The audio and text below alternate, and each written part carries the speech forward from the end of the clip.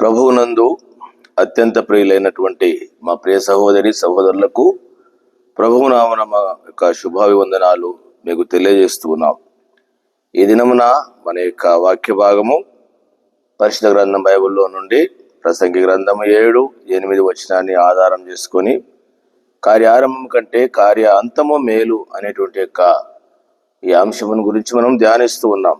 ఆరంభము కంటే అంతము మేలు అంటే చివరి దశ మేలు. చివరి దశ మేలు అనేటువంటి మాట చాలా మంచి భాగము. అయితే ఈ చివరి దశలో జరిగేటువంటి విషయాలు ఏమిటి, చివరి సమయాలలో జరిగేది. అందుకని చాలాసార్లు మనము ఈ భూలోకానికి చివరి దశ కావచ్చు, మన జీవితానికి చివరి దశ కావచ్చు. కాబట్టి ఏ విధంగా ఉంటాయి, ఎట్లా ఉంటాయి, అందుకనే ప్రతి వ్యక్తి కూడా కొన్నిసార్లు మనము దేవుని వాక్యాన్ని ధ్యానించినప్పుడు ఆరంభంలో చాలా మంది బాగున్నటువంటి వాళ్ళు ఉన్నారు, అంతములో చెడిపోయినటువంటి వాళ్ళు ఉన్నారు. కారణం ఏంటంటే వారికి ఉన్నటువంటి యొక్క పరిస్థితులను బట్టి. ఆరంభంలో కొంతమంది భక్తిగా ఉన్నటువంటి వాళ్ళు ఉన్నారు, కొంతమంది దేవునికి దూరం అయిపోయి దుర్మార్గంగా దుష్టత్వంగా దేవునికి విరోధంగా జీవించి మరణించినటువంటి వారు ఉన్నారు. అందుకని ఆరంభం కంటే అంతము మేలు అని ఎందుకు అనంటే, అంతములో మనం సరైన విధంగా లేకపోయినట్లయితే మనకు వచ్చేటువంటి యొక్క పరిస్థితి అదే. అందుకనే ఈ దినమున ఒక 2 విషయాలను నేను మీ గ్రహింపులను తీసుకొని రావాలని తలస్తూ ఉన్నాం. పరిశుద్ధ గ్రంథం బైబిల్లో నుండి దేవుని దాసునటువంటి యొక్క పౌలు గారు తిమోతికి ఈ విధంగా వ్రాస్తూ ఉన్నాడు. 2వ తిమోతి పత్రిక 3వ అధ్యాయము 1 నుంచి ఈ విధంగా వ్రాయబడి ఉంటుంది. అంత్య దినములలో అపాయకరమైన కాలములు వచ్చునని తెలుసుకొనుము.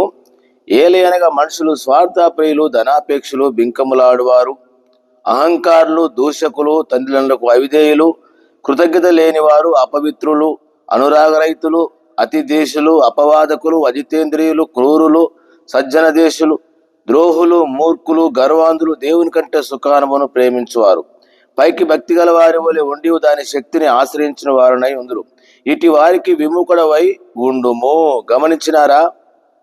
అంత్య దినములలో ఏ విధంగా ఉంటాయి, ఏమి వస్తాయి, ఏమిటి నుండి మనము తప్పించబడి ప్రభు కొరకు నమ్మకంగా జీవించాలి అనేటువంటి అంశానికి వస్తే, అంత్య దినములలో అపాయకరమైన దినములు, అంత్య దినములలో అపాయకరమైన కాలములు వచ్చునని ఏ దినాల్లో ఉన్నాము? అపాయకరమైన కాలంలో ఉన్నాం. ఇప్పుడు మనం చూస్తున్నాము, ఒక దేశం మీదకి ఒక దేశము యుద్ధము, మరణములు, అంతేకాదు ఒకరికి ఎంతో క్రూరత్వము, ఒక మనిషి మీద ఎంతో ద్వేషము, ఎంత అపాయకరమైన దినములు. ఏ వ్యక్తి అయినా ఒకరి దగ్గర నుంచి ఒక దగ్గరికి వెళ్ళి రావాలన్నా, ఉన్నాడన్నా కూడా ఏం జరుగుతున్నాయంటే అపాయాలు, ప్రమాదకరమైన దినాల్లో ఉన్నాం. ఎన్నో మనం ఈ విషయాలను మనం ఎరగలం. అందుకని అపాయకరమైన దినంలో ఉన్నాం. కాబట్టి ఇట్లాంటి దినాలను మన జీవితంలో జరుగుతున్నాయి, మనం చూస్తూ ఉన్నాము. అయినా మన జీవితాలు మార్చబడటం లేదు, ఇంకా క్రూరంగానే జీవిస్తూ ఉన్నాం. అందుకని అలాంటి దినాల్లో ఉన్నాం మనం. అంత్య దినంలో అపాయకరమైన కాలంలో వచ్చునని తెలుసుకోనమన్నాడు, ఆ దైవజనుడు చెప్పినాడు. కానీ ఇప్పుడు మనం కాలంలో జరుగుతున్నటువంటి విషయం. అయితే జరిగే విషయం ఏమిటి? మొదటిది అంటే ఏలయనగా మనుషులు స్వార్థప్రియులు, 2వది ధనాపేక్షలు, 3వది బింకములాడువారు, అహంకారులు, దూషకులు. ఇవి ఈ రోజుల్లో మనం చూస్తున్నాం. సంఘాలలో, దేశంలో, ప్రజల మధ్యలో, వ్యక్తిగతంగా మనం గమనించగలము. స్వార్థము అంటే నేను అహం. ఎక్కడ చూసినా సంఘాలలో మనకు కనబడే విషయం ఏంటంటే, లోకములో కనబడేది ఏంటంటే, నేను తగ్గుతానా, నేనే అని చెప్పేసి, ఎంతవరకైనా నేను సాధిస్తానని చెప్పేసి మూర్ఖంగా వెళుతున్నటువంటి దినాలు తప్ప దేవుని ఆత్మీయ గ్రహింపు లేనటువంటి దినాల్లో ఉంటున్నాం. అందుకనే స్వార్థప్రియులు, స్వయం ఎక్కడ చూసినా అధికారకాంక్ష, నేను అనేది కనబడతా ఉంది. నేను కనబడాలా, నాది సాగాల, నేనే నెగ్గాలా, నాదే కావాలా, నేను అనేటువంటి యొక్క విషయం కనబడుతుంది. 2వది ఏంటంటే ధనాపేక్షలు. ఎక్కడ చూసినా ఈ దినాలలో మనుషుల్లో వచ్చిన ఆశ ఏంటంటే ధనాపేక్ష, ధనము మీద ఆశ. కాబట్టి పీలారా, ధనాపేక్షను చూస్తున్నాం, అహంకారులను చూస్తున్నాం, దూషకులను చూస్తున్నాం. కాబట్టి ద్రోహులు, మూర్ఖులు, క్రూరులు ఇట్లాంటి వాళ్ళు. పైకి ఇంకోటి ఏంటంటే 5వ వచనంలో, పైకి భక్తి గల వారి వలె ఉండి దాని శక్తిని ఆశ్రయించని వారునై ఉందురు. పైకి భక్తిగా నటించేటువంటి వారిని చూస్తున్నాం. ఎంతో భక్తి ఉన్నట్టు నటిస్తున్నారు, కానీ దేవుని యొక్క శక్తి లేనటువంటి జీవితాల్లో ఉన్నాం. ఇటు వారికి విముఖుడవై ఉండుము అన్నాడు. విముఖుడవై ఉంటున్నామా? ఇట్లాంటి వారి మధ్యలో మనం జీవిస్తున్నాం. స్వార్థ ప్రియుల మధ్యలో ఉన్నాం, ధనాపేక్షల మధ్యలో ఉన్నాం, అహంకారుల మధ్యలో ఉన్నాం, దూషకుల మధ్యలో ఉన్నాం, తల్లిదండ్రులకు అవిధేయుల మధ్యలో ఉన్నాము, కృతజ్ఞత లేని వారి మధ్యలో ఉంటున్నాం. అనురాగరహితులు, అతిదేశులు అట, అజితేంద్రియులు, క్రూరులు. ఒక్కొక్కడు ఎంత క్రూరత్వంగా జీవిస్తున్నారు. సజ్జన ద్వేషులు, ఇట్లాంటి వారి మధ్యలో ద్రోహులు, మూర్ఖులు, గర్వంతులు, ఇలాంటి వారి మధ్యలో నివసిస్తున్నాం. ఇలాంటి మధ్యలో జీవిస్తూ ఉన్నాం. ఇట్టి వారికి మనము విముఖుడమై ఉండవలసిన వారంగా ఉంటున్నామా? లేక వారితో కలిసి మనం కూడా ముందుకు సాగితే చివరికి మన పరిస్థితి ఏ విధంగా ఉంటుంది? ఎందుకని కార్య ఆరంభం కంటే అంతము మేలు అని చెప్పేసి ఇక్కడ ఇంకొక మాట కూడా చదివి నేను ఇంకో భాగానికి మనం చూపించాలని తలస్తూ ఉన్నాం. కాబట్టి భయంకర దినాలలో మొదటిది ఏంటంటే స్వార్థప్రియులు, రెండవది ధనాపేక్షలు. ఎక్కడ చూసినా ధనము ధనము ధనము ధనము ధనము మీద ఎంతో ఆశ, ధనము కొరకు ఎన్నో చేస్తూ ఉన్నారు. తనకు వచ్చేది కాకుండా తనది కానటువంటి యొక్క సొమ్మును కూడా మరి వారు ఆక్రమించుకునేటువంటి వారుగా, అధికారం చేసేటువంటి వారుగా ఉంటున్నారు. ఈ దినాలలో ఉంటున్నాం ప్రియులారా. ఇదే దైవజనుడు ఇదే తిమోతికి రాస్తూ ఉన్నాడు. 1 తిమోతి పత్రిక 6వ అధ్యాయంలో ఈ విధంగా రాస్తున్నాడు. 11వ వచనం, 10వ వచనం కూడా. ఎందుకనగా ముందు ఇంకొక మాట చదువుతున్నాం. 9వ వచనం, ధనవంతులగుటకు అపేక్షించువారు శోధనలోను ఉరిలోను అవివేకయుక్తములకు హానికరములైన అనేక దురాశలోను పడుదురు. అట్టివి మనుషులను నష్టంలోను నాశనంలోను ముంచివేయును. ఎందుకనగా ధనాపేక్ష సమస్త కీడులకు మూలము. కొందరు దానిని ఆశించి విశ్వాసం నుండి తొలగిపోయి నానా విధములతో తమ్మును తామే పొడుచుకొనిరి. కింద అంటాడు దైవజనుడా, వీటిని విసర్జించి నీతిని, భక్తిని, విశ్వాసమును, ఓర్పును, ప్రేమను, సాత్వికమును సంపాదించుకుంటకు ప్రయాసపడము.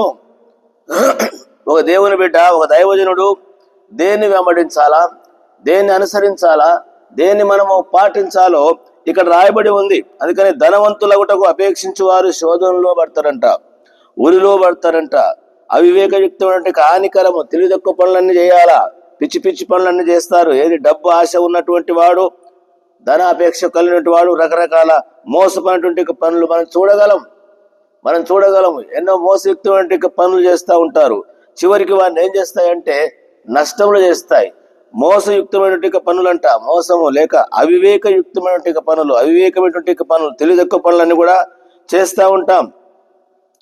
ఇవన్నీ ఉరిలో పడతా ఉంటాయి. కాబట్టి ఒక ఉదాహరణ నేను మీకు చెప్పాలని తలస్తూ ఉన్నాను. మన ప్రభువైన యేసుక్రీస్తు వారు భూలోకములో మానవుడిగా ఉన్నటువంటి దినములలో ఆయన తన 12 మంది శిష్యులను ఏర్పరచుకున్నాడు. 12 మంది శిష్యులను ఏర్పరచుకొని ఆ 12 మందికి ఓ చక్కని వరాన్ని ఇచ్చినాడు, అధికారం ఇచ్చినాడు. లూకాసు వార్త 9వ అధ్యాయము మొదటి 2 వచనాలు నేను చదువుతున్నాను. ఆయన తన 12 మంది శిష్యులను పిలిచి సమస్తమైన దయ్యముల మీద శక్తిని, అధికారమును, రోగములు స్వస్థపరచు వరమును వారికి అనుగ్రహించి దేవుని రాజ్యమును ప్రకటించుటకును రోగులను స్వస్థపరచుటకును వారిని అంపెను. చూసినారా ఎంత అధికారం ఇచ్చినాడు? 12 మందిని దేవుడు ఆయన శిష్యులుగా ఏర్పరచుకొని వారికి చక్కని వరాలనిచ్చి, అధికారం ఇచ్చి, రోగములు స్వస్థపరిచే వరాలను, దేవుని రాజ్యాన్ని ప్రకటించే వరాలను అధికారం ఇచ్చినాడు. వారు చెప్పినాడు, మీరు సర్వలోకానికి వెళ్ళి సువార్తను ప్రకటించమని చివరిలో మనం ఆజ్ఞ చూడగలం. ఇట్లాంటి ఆధిక్యత, ఇట్లాంటి అధికారము పొందినటువంటి వారు అపోస్తలులు. అట్లాంటి అపోస్తలులలో ముఖ్యుడని రాయబడి ఉంది. ముఖ్యుడు ఎవరు అనంటే ఇస్కరియోతు యూదా.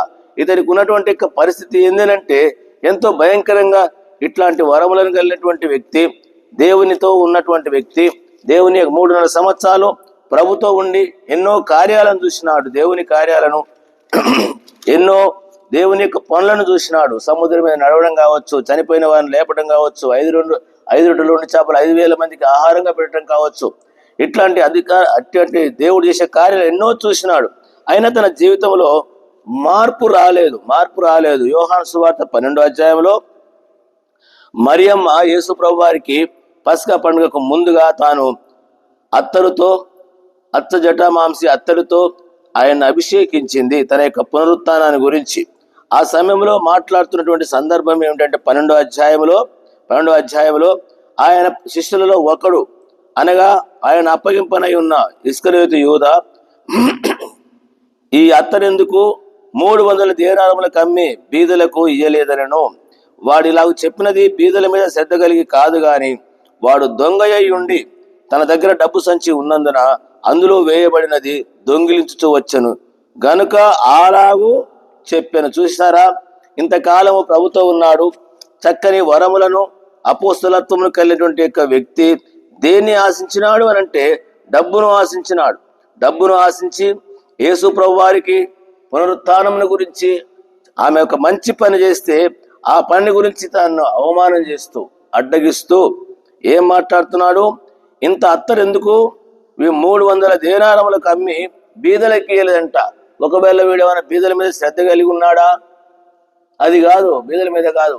యేసు ప్రభు వారికి అప్పగించితే ఆ యేసు ప్రభు వారికి ఇచ్చిన దాని నుంచి ఏమంటున్నాడు, యేసు ప్రభు వారికి అప్పగించడం కూడా కరెక్ట్ కాదంటే బీదలకి ఇవ్వాలంట. అంటే యేసు ప్రభు వారికి అంటే కూడా బీదలకు. ఒకవేళ బీదల మీద అంత శ్రద్ధ ఉందా, మంచిది అటు శ్రద్ధ ఉందంటే అది కూడా లేదు. దొంగ ఈ రోజుల్లో యేసు ప్రభు వారి దగ్గర ఉండి యేసు ప్రభు వారి కొరకు ఉపయోగకరంగా ఆయన మహిమార్థంగా వాడబడేటువంటి యొక్క డబ్బును ఏం చేస్తా ఉన్నారు, దొంగలుగా వాడుకుంటున్నారు. ఎవరికంటే బీదలకి ఇస్తాడట. రకరకాల తప్పుడు పద్ధతుల కొరకు చెప్పుకుంటూ లోపట ఒకటి బయట ఒకటి. అతడు బీదల మీద శ్రద్ధ కలిగి కాదు, వాడు దొంగ, డబ్బు సంచి ఉంది. చివరికి వచ్చినాక ఏం జరిగింది అంటే ఈ యొక్క ఆస్తి. అందుకనే అంచె దినముల్లో అపాయకరమైన దినముల్లో ఉన్న మనుషులు స్వార్థప్రియులు. రెండవది ధనాపేక్షలు అంట, ధనం మీద ఆశ. ఇప్పుడు ఈ ధనం ఏం చేసింది మనుషుల్ని, ఈ ఆశ ఏం చేసిందంటే దేవుని నుంచి దూరం చేసింది, తామే నష్టపరచుకోవడానికి. అందుకనే ఇతడు ఆశపడింది కాదు, దొంగిలిస్తూ ఉన్నాడు. నేను ఇంకో మాట చదువుతున్నాను, ఇదే మత్తయి సువార్త 27వ అధ్యాయంలో ఈ విధంగా వ్రాయబడి ఉంటుంది. మత్తయి సువార్త 27వ అధ్యాయంలో యేసు ప్రభువాన్ని సిలువ వేసేటువంటి సమయంలో ఏం జరిగినది అని అంటే ఇతడు ఏం చూసినాడో చూడండి, గమనించండి. తనకు శిక్ష పాఠం చూసినాడంట. తనకు శిక్ష పాఠం 27వ అధ్యాయం 3వ వచనము. అప్పుడు ఆయనను అప్పగించిన యూదా ఆయనకు శిక్ష బడగా చూసి పశ్చాత్తాపడి ఆ 30 వెండి నాణ్యములు ప్రధాన యాజకుల యొద్దకును పెద్దల యొద్దకును మరలా తెచ్చి, నేను నిరపరాధి రక్తమును అప్పగించి పాపమును చేస్తానని చెప్పాను. వారు దానితో మాకేమి, నీవే చూసుకోమని చెప్పగా అతడు ఆ వెండి నాణ్యములు దేవాలయములో పారవేసి పోయి ఉరిపెట్టుకునను. ప్రధాన యాజకులు సరే ఆ క్రయం చేశారు, ఉరిపెట్టుకున్నాడు. చివరికి మిలిగిందేంది, ఉచ్చుల్లోను ఉరిలోను. ప్రియమైనటువంటి వార్లారా, కార్య ఆరంభము కంటే కార్య అంతము మేలైనటువంటి ఈ భాగాన్ని అనుసరించి ఈ అంచె దినాలలో ఎట్లాంటి దినాలు వస్తాయంటే అపాయకరమైన దినాలు, స్వార్థపరమైన దినాల్లో ఉన్నాం. ధనాపేక్షలు, ఒక్క విషయాన్ని నేను మీకు చూపించినాను. ధనాపేక్షలు ఎవరిని పట్టుకుంది, ధనము అనంటే ఒక ముఖ్యమైనటువంటి వ్యక్తులు. ఈ దినాలలో కూడా సంఘాలలో ఎవరిని పట్టుకుంటుంటే ఒక ముఖ్యమైన వ్యక్తినే, ఒక ఆత్మీయ ఉండాలనే వ్యక్తినే పట్టుకుంటుంది. ఇప్పుడు ఆ ధనం ఏం చేసింది వ్యక్తిని గురించి అంటే చివరికి దేవుని నుంచి దూరం చేసింది. దూరం చేయడం కాకుండా భయంకరమైన ఊరిని పెట్టుకోవడానికి కారణమైంది. కాబట్టి ధనాపేక్ష దినాల్లో ఉంటున్నాం. నీవు నేను ఏ విధంగా జీవిస్తూ ఉన్నావు? ఆరంభం చక్కగా ఆరంభించినాడు ఇస్కరియోతు యూదా, అపోస్తలత్వంలో ఉన్నాడు, చివరికి పోగొట్టుకున్నాడు, గొప్ప నష్టాన్ని ఎదుర్కొన్నాడు. చివరి దినాల్లో ఉన్నాం. 2వ తిమోతి పత్రిక 3వ అధ్యాయంలో చెప్పిన దినంలో ఇట్టి వాటికి విముఖుడవై ఉండుము అంటాడు ఒక దైవజనుడిగా, లేక దేవుని బిడ్డగా. దీనికి మనం దూరంగా ఉండవలసిన వారంగా ఉంటున్నాం. లేకపోతే అది నన్ను నష్టం చేసి ఇలాంటి స్థితిలో తీసుకొని వస్తుంది. కాబట్టి దేవుని బిడ్డలారా, ఈ వచనాన్ని మనం కూడా కార్య ఆరంభం కంటే కార్య అంతం మేలు. ఏ విధంగా ఉంటుంది, మన అంతం ఏ విధంగా ముగిస్తామో మనల్ని మనం ఎరిగొండి ప్రభు కొరకు సాక్ష్యంగా జీవిస్తాం.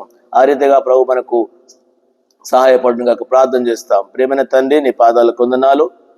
ఈ దినమున మాకు ఇచ్చిన ఈ పాఠాన్ని బట్టి చెల్లిస్తూ దీవించి మేలుకై జ్ఞాపకం చేసుకోమని యేసు నామమున ప్రార్థించి వేడుకుంటున్నాను తండ్రి, ఆమేన్. మన తండ్రి దేవుని యొక్క ప్రేమ, మన ప్రభువైన యేసుక్రీస్తు కృప, పరిశుద్ధాత్మ సహవాసం చేయన మనందరూ తోడై ఉండును గాక. ఆమేన్. ప్రభునందు మీ అందరికీ మా యొక్క శుభాభివందనాలు.